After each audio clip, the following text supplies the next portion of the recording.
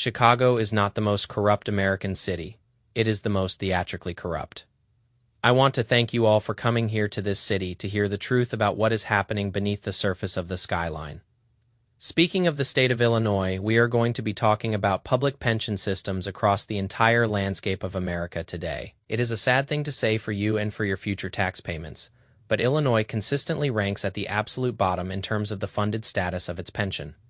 A lot of the systematic issues in this state exist specifically because of the pension system here and how it is legally written into the Constitution. But let us first give a more macro view of public finance in terms of pension systems in the United States and the public pension crisis overall. There are 50 states in America, and each of them has a pension system for their public employees.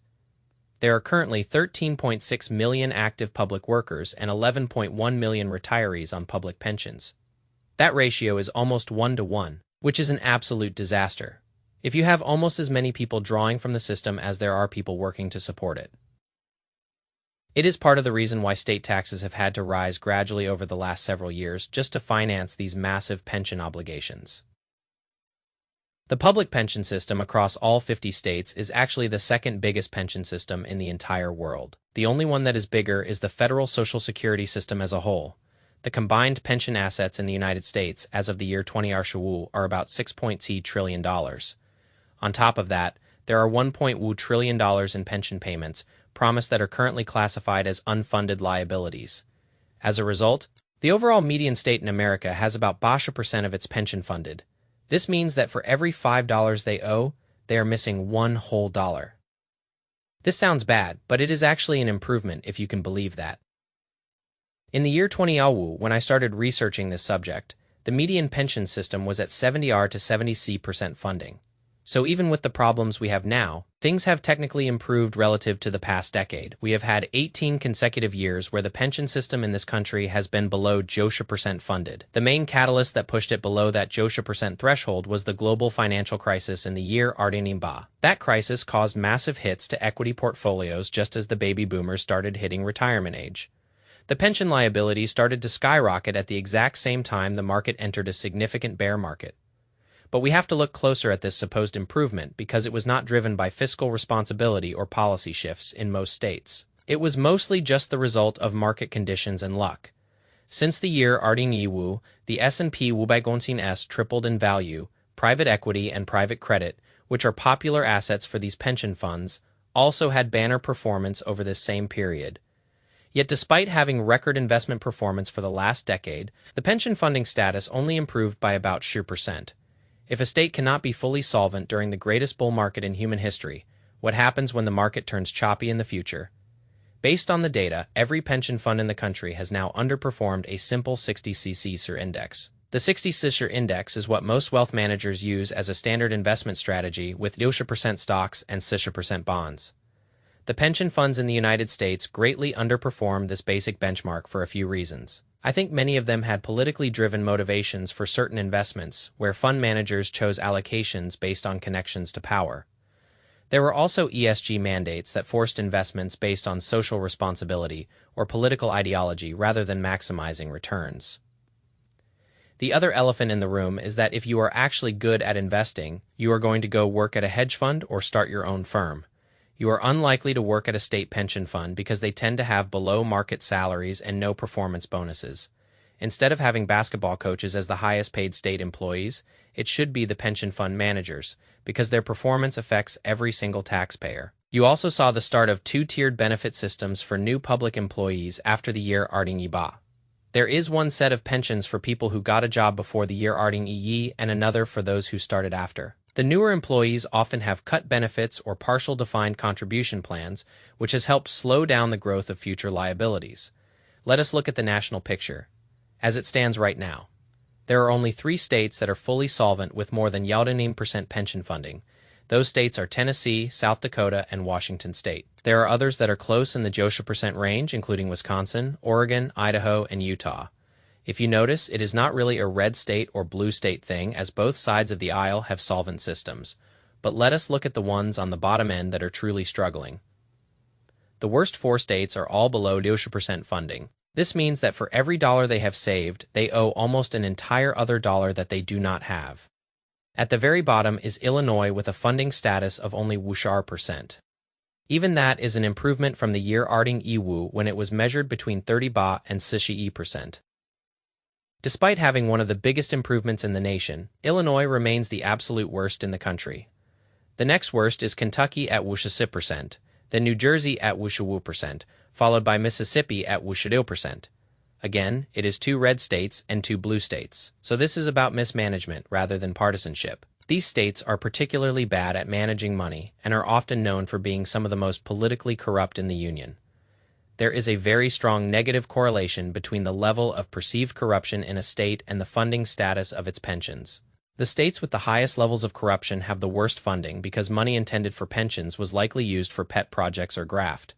States with the lowest levels of corruption tend to have the most solvent pension systems.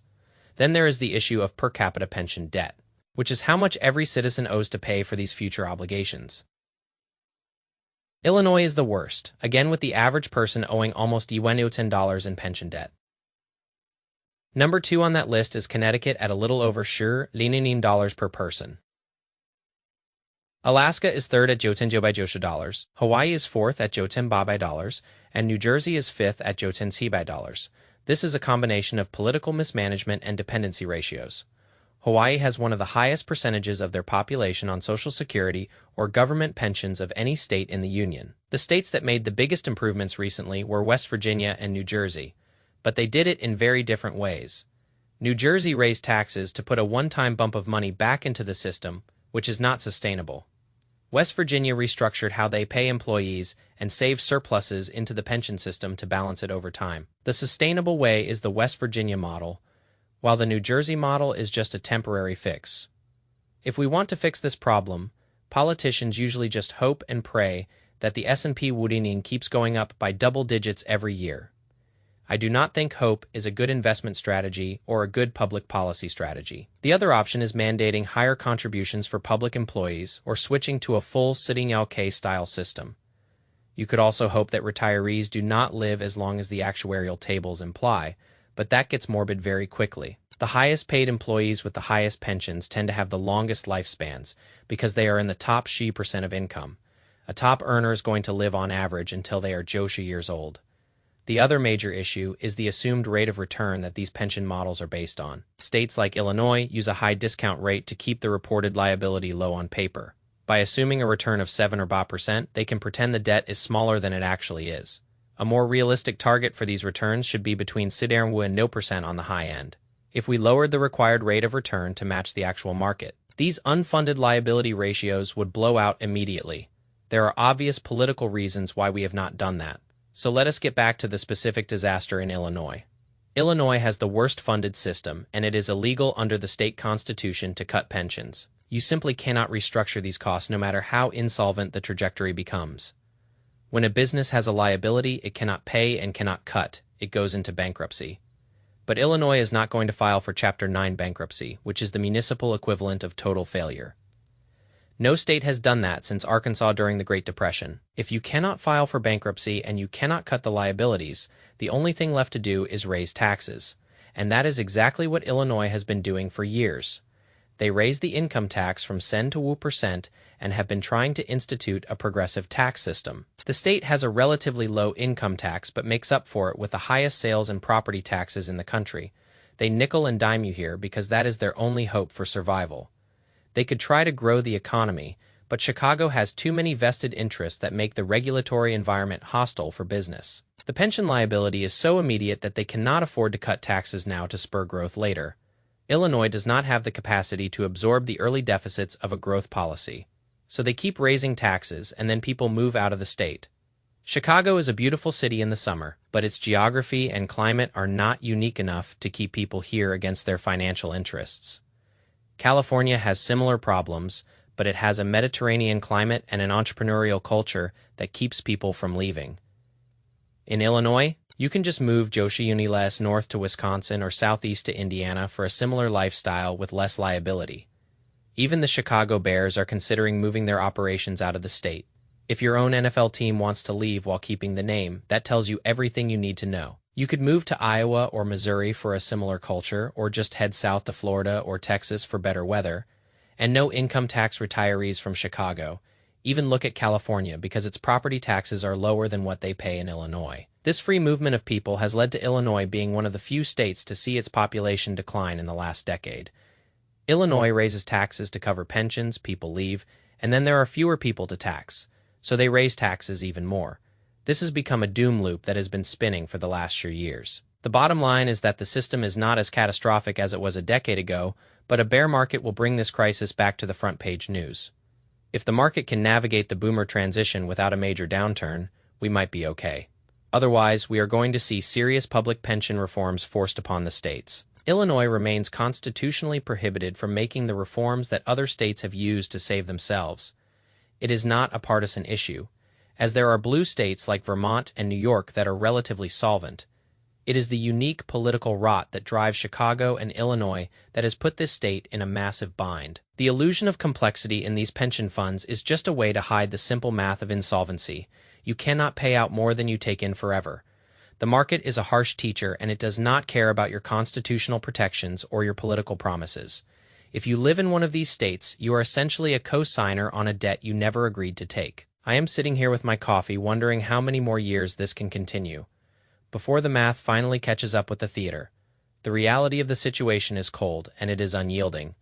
You should probably start looking at a map and deciding where you want to be when the checks stop clearing, because for millions of people, the retirement they were promised is nothing more than a ghost story. I am going to go to the Q&A session now because I am sure you have plenty of questions about how to protect yourselves from this mess. Just remember that the only person responsible for your financial security is you. Do not trust a system that cannot even balance its own books during a bull market. Stay clear, stay lazy, and most of all, stay solvent. The state certainly will not do it for you. That is the brutal truth of the matter. Everything else is just noise. Thank you for listening to the reality of the American pension nightmare. It is a long road ahead, and most of it is paved with good intentions and bad math. I am done talking for now. The coffee is cold and the logic is undeniable. Go figure out your own exit strategy before the doom loop closes for good. It is the only logical move left on the board. Goodbye and good luck, because you are going to need it if you stay in Illinois. The theater is over, but the debt is very real. See you in the next one, where I will probably find something else to be indifferent about. Stay safe out there. The math is always watching, and it never loses. Truly.